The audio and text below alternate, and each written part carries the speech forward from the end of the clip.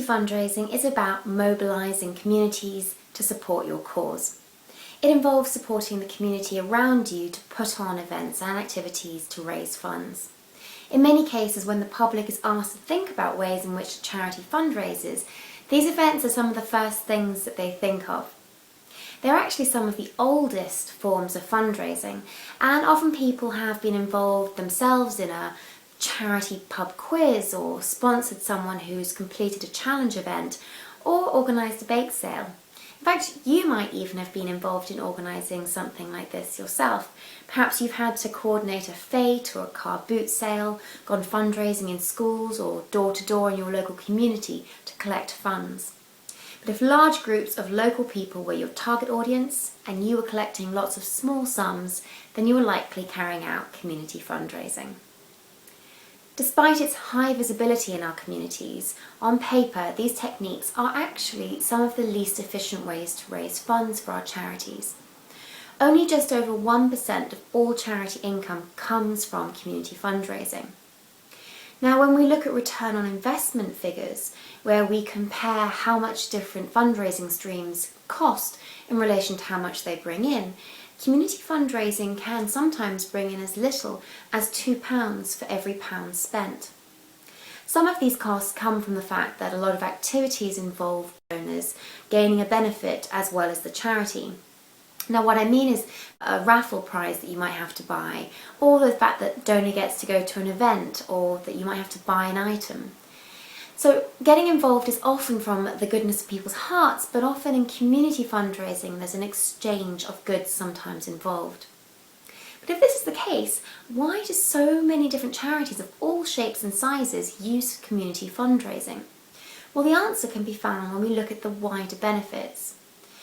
Raising funds may not be the big primary objective, but you can also raise really good awareness in your local community and find new individual givers, and give your charity some validity with those local to you. It might also come down to the fact that these events can be used to give some volunteers and the donors from the public recognition for their support and educate people about the cause and any campaigning that you're doing. This is likely to be the reason why prostate and breast cancer charities invest so heavily in community fundraising. So how does it all work? Well, community fundraising is at its most successful when as many volunteers as possible are mobilised to fundraise. This work's often coordinated by a charity staff member who's a fundraiser.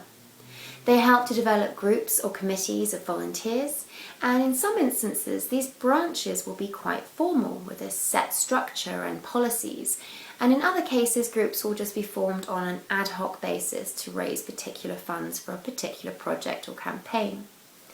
These groups of volunteers can be invaluable advocates for your organisation and the second pair of hands that you've so desperately needed. They can get to know your charity and the local community really well and act almost as your link to the world around you.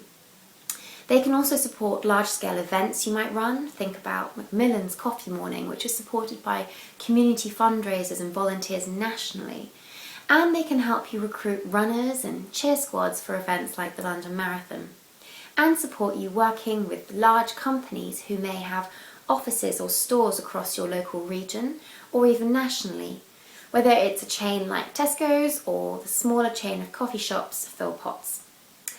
Volunteer fundraisers can be quite difficult to recruit, so start by spreading your word through your colleagues, existing donors and beneficiary groups, and let them know that you're recruiting and give them a clear idea about what the work will involve and the timescales you need them to be committed for.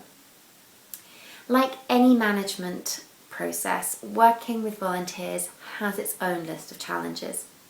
They need a great deal of advice and guidance on the legalities and best practice of fundraising, and need supplies of materials like collecting buckets, posters, stickers, badges, sponsorship forms. They also need to know how to process collections safely and protect the brand of the organisation. Now, this last point can actually be quite challenging because, as we all know, often we interpret messages quite differently, but the vulnerability of a charity's brand can be quite difficult to understand, and volunteers may not even realise the risk they pose. Have you been in a position where a local company or donor has been approached by different volunteers and the charity's fundraiser? It can be a little bit embarrassing and make you look terribly unprofessional. It's an example of how even volunteers have to coordinate their efforts with your fundraising work. So to manage events and volunteers, your role as a community fundraiser is often really varied and constantly on the go. You want to have great planning skills, the ability to think ahead and foresee challenges, great diplomatic skills, and enjoy working with people. Ultimately, your role is to support volunteers to fundraise, so you need to know your stuff, from gift aid to raffle guidelines. Your chance for success is to be the person that your volunteers can come to for advice and guidance. To get the most out of your volunteers, you might want to spend some time thinking about why they're dedicating their time. Is it because they are looking to gain experience in the charity sector?